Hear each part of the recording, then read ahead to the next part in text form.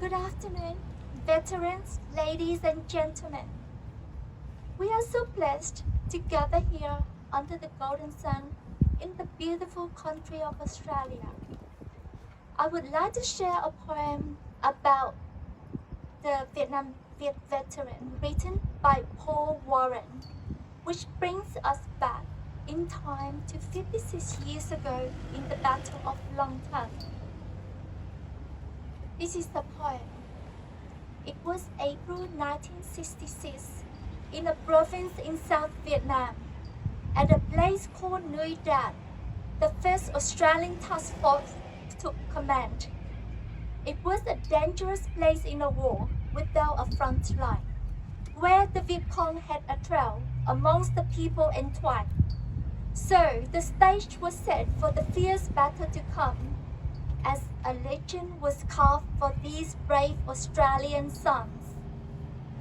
In August, the Viet Cong decided to mortar the Người base, killing an Australian soldier and wounding 24 to set the base.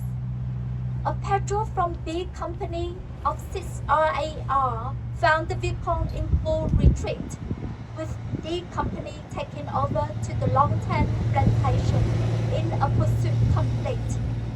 A firefight started where the brave 108 Australians faced a much larger force. A rainstorm burst, making it impossible for the Australians to be reinforced. As darkness fell, no quarter would be asked or given on this deadly night. The Australians were running out of ammunition, yet continued the fight. A flight of 2 Huey Iroquois helicopters flew the ammunition in, and artillery was used to support the Australians in a bloody battle. The Viet Cong gathered their forces in a large regimental attack. A handful of Australians facing them, but none would step back. The new day dawned, the Australians were reinforced and drove the Viet Cong from the battlefield, who had no recourse. That night, at least 245 of the enemy soldiers were lost in the battle.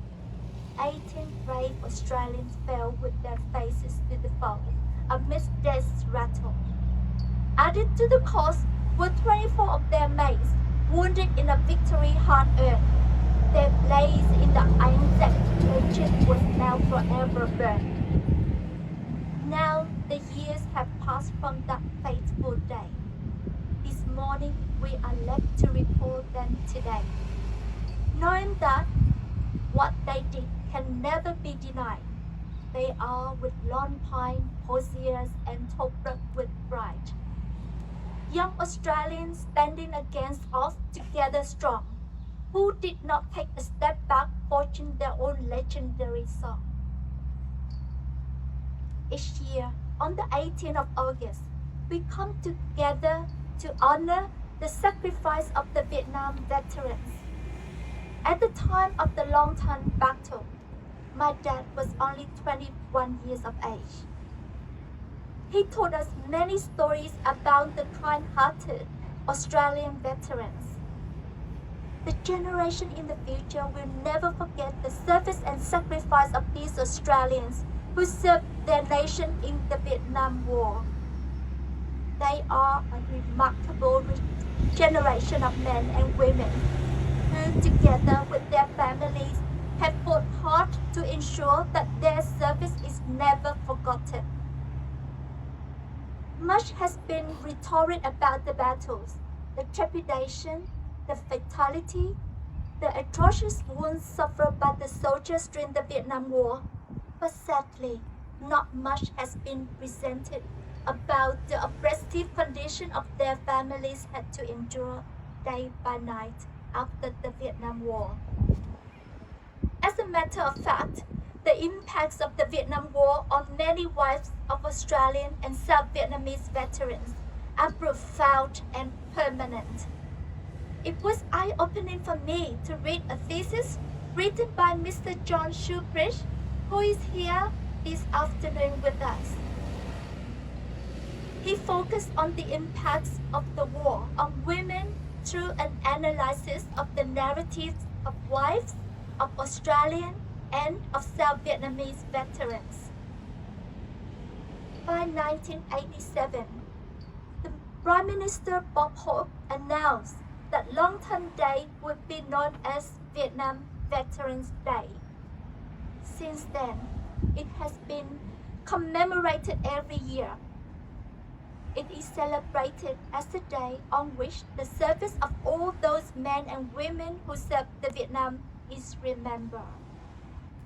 Today is an important opportunity for us, the Vietnamese refugees, to repeat our condolences to the families who lost loved ones, to those who were wounded or injured, and to those who have endured the physical and mental legacy of their service on the common value of democracy and freedom of human rights. Today, like Anzac Day, there would not be one person present here who has not been touched by war and its ramification in some capacity. It is this that brings us together here this afternoon. Today, the ISL Muswellbrook unveiled the plaque for our dad who passed away on the 24th February early this year. Thank you, Mr. Tim Seymour, Mr. Robin Melkoff, Mr. John Flood from the Muswell ISL sub-branch. Thank you, Mr. Phan Huy Bat, Mr. Xuân Lam, and Mr. Việt Dũng from the Vietnamese Veterans of New South Wales. Thank you all of our dad's friends who traveled all the way here to be with us this afternoon.